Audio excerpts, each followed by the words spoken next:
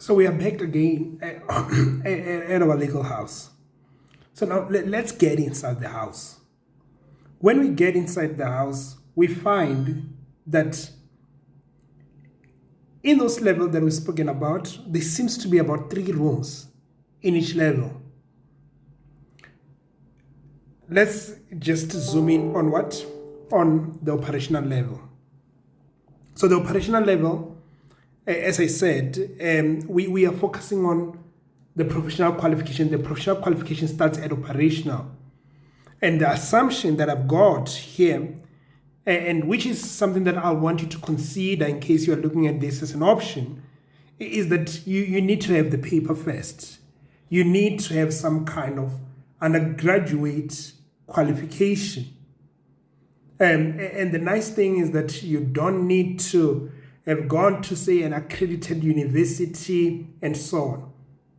Have an undergraduate qualification so that we can start on this journey together. Yes, the undergraduate qualification could be could have then been secured differently. Maybe you start with a BCom accounting, Bachelor of Business Science, CA option, or even a diploma, BTech, and somewhere then it's an equivalent to an undergraduate qualification. That's what we are talking about under the certificate. So tick.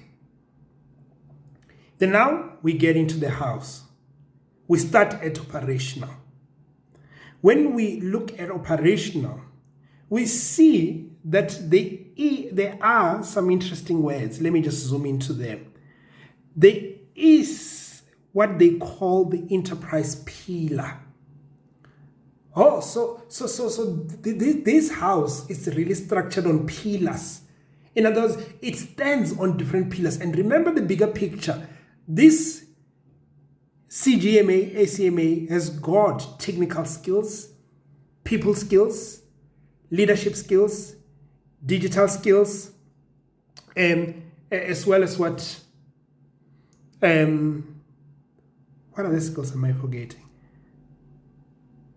Business skills, sorry. So this person, that's their grounding. So we need to see this ground somewhere. If you tell me that this house is standing strong, I need to see some pillars.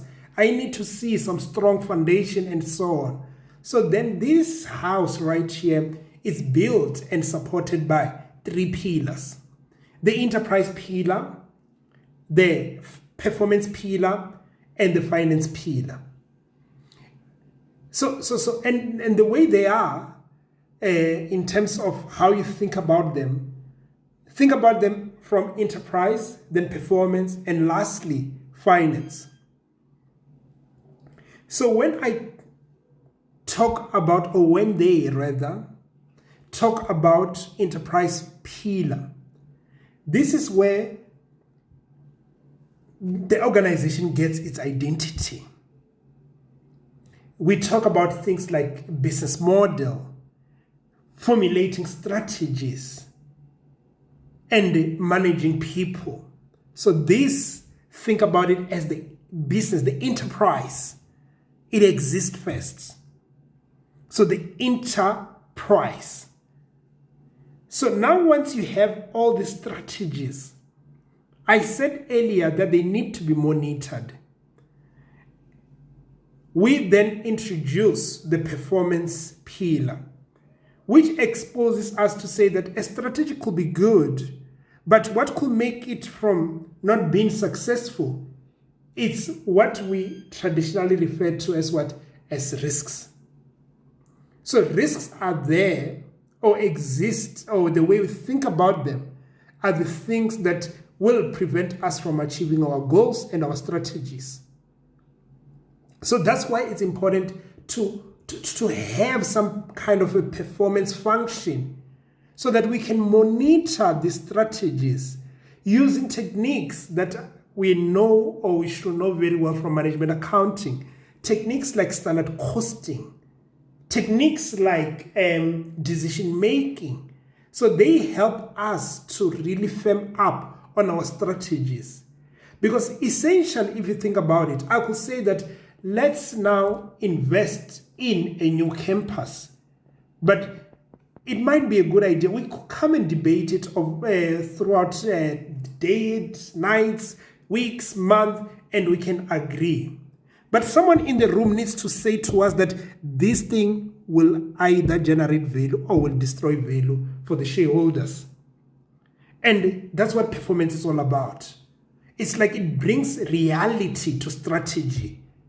And that's what we have this as a pillar.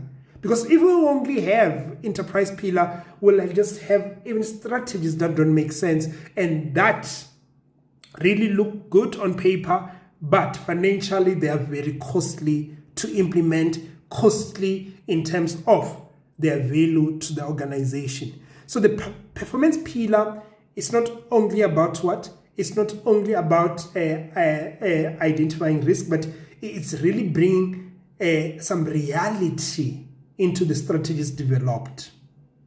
Then the strategists obviously will be working through them. And we'll be making money, we'll be losing money, spending money, and so on. Then someone has to come and report this to us. Report this to the people that matter, the auditors, the banks, and so on. They want to hear our stories from our numbers.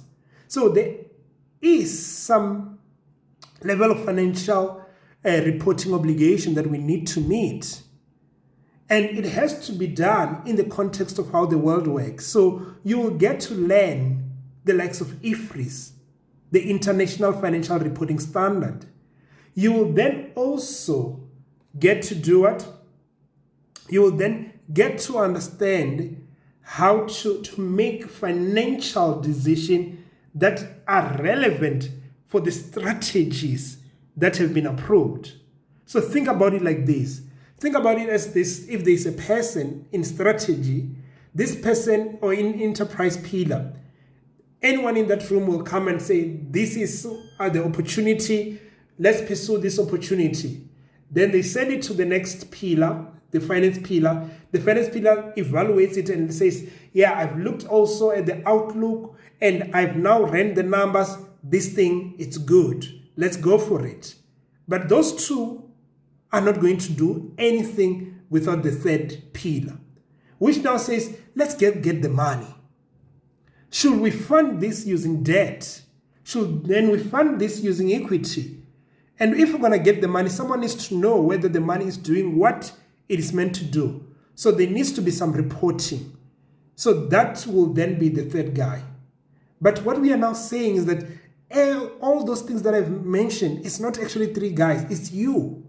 You are that CGMA that is bringing that reality together.